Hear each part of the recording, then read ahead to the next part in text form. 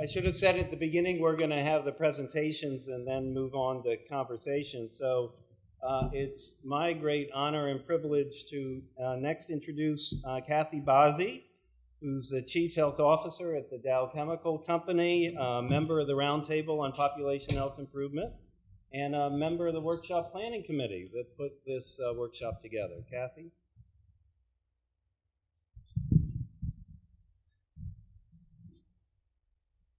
Morning. So we've seen a couple of ideas so far today on how things might happen in communities, and part of the story is really getting the business community committed. So I'm going to start by giving some macroeconomic conceptual models and arguments that we might make. But Andy started his comments by saying those kinds of stories don't always get immediate full engagement. But I'm also going to share about how taking that story and making it highly relevant to the existing priorities of the organization might be a successful strategy, and personalizing it, so to speak. So in the pre-read for this session, you might have seen this graphic one or two times, and we've seen it before on this roundtable, which is really the story that one of the reasons we have such a challenge in population health is that no one entity feels ownership and responsibility, accountability to take control of that and to find a solution. And so here we are looking at the business community as one piece of the collective ownership that we need to find. And it's all about how do we create collective ownership and get people engaged from all sectors. Now, this graphic is from the World Economic Forum, and they do this every year. I just selected 2010. And what they really look at is those things that are the greatest threat to the planet in terms of risks. And the horizontal axis is likelihood of occurrence. The vertical is US billions of dollars. And up in the upper right-hand corner, you note that chronic disease is in the top three. The upper right-hand quadrant is, of course, the place of greatest intense concern. And so this is a high probability, meaning it's really already happening, and has a great economic impact. And against all other types of threats, political threats, social unrest, all kinds of natural disasters, etc. But the more interesting part here are the comments, in that these issues of the non-communicable diseases are related to other major challenges that we're facing in community and society. They're not an independent factor. And then the solution space box here on the lower left is that the breakthrough thought that might be helpful as we're engaging the business sector. So many times the business sector believes that somehow the healthcare system is going to take care of this. This is their business. Or the public health system will take care of it. And the thought here from the World Economic Forum is that it really will take the mobilization of all social forces to address the problem of this magnitude. So here's a macroeconomic review that is somewhat useful in sharing with the business sector.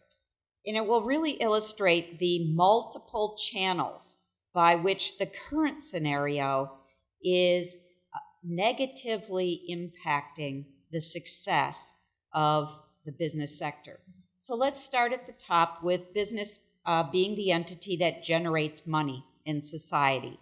And that money goes to a common resource pool where a fraction of the GDP is represented by tax base, so some percentage. We have a tax pool coming through. It also is used to pay wages. Now, the current scenario with increasing healthcare costs shows up in that we're getting wage compression. So the greater percentage of pay is going into healthcare benefits versus take-home wages. So wage compression is one of those first factors of negative impact.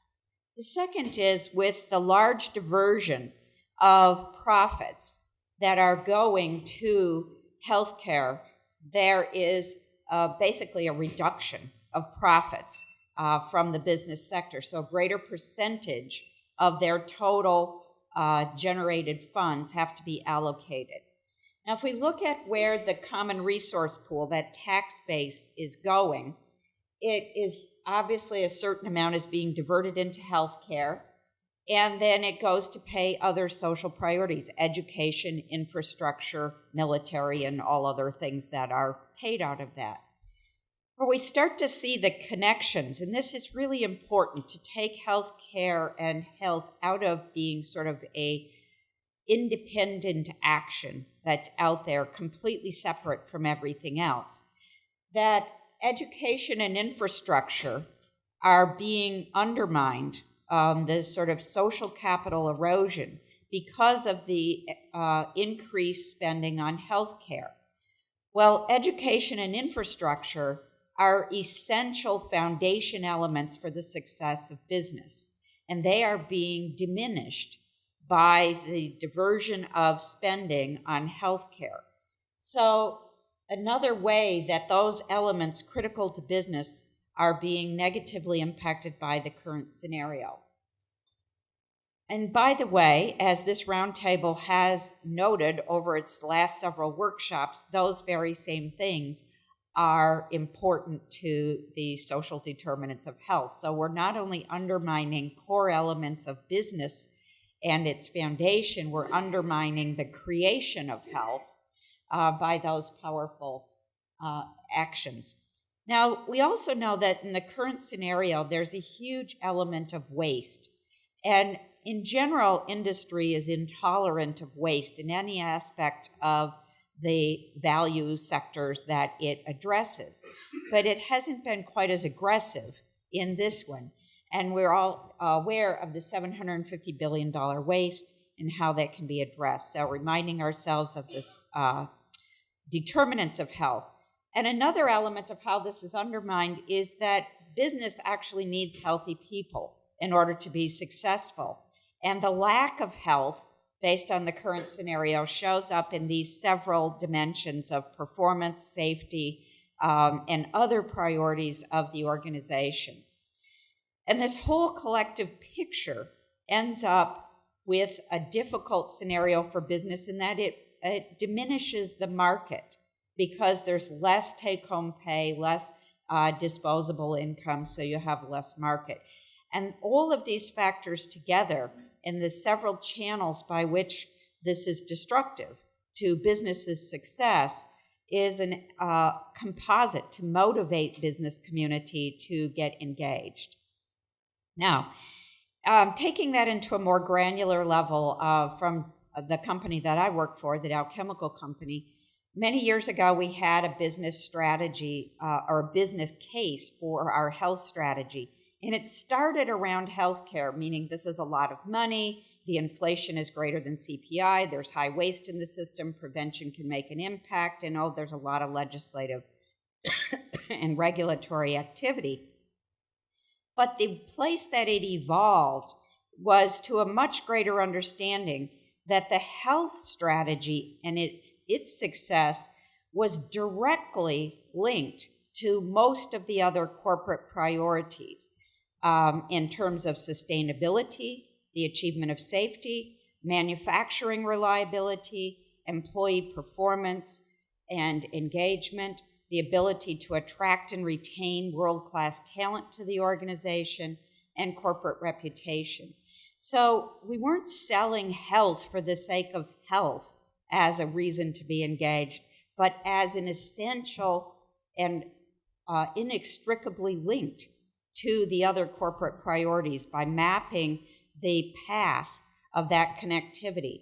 And our strategy for health, which has these core pillars, we recognized several years into this strategy that if we just focused on our employees, we would not be that successful.